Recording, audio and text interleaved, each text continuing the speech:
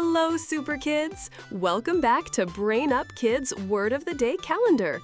Today is day 3, and guess what? We are going to learn 5 super cool words. Are you ready? Say yes! Word 1, good. Show me thumbs up and say good. Word 2, bad. Show me thumbs down and say bad. Word 3, tall. Stretch your hands up high. Say tall. Word 4, short. Sit low and say short.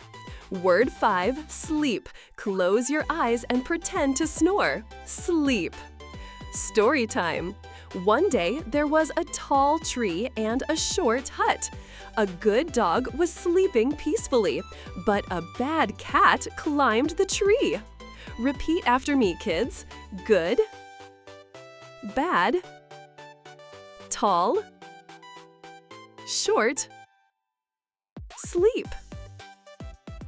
Woohoo! You are amazing learners! Today's magic words were good, bad, tall, short, sleep. Don't forget, practice them with your parents and friends. And kids, hit that subscribe button to join Brain Up Kids for more fun learning every day.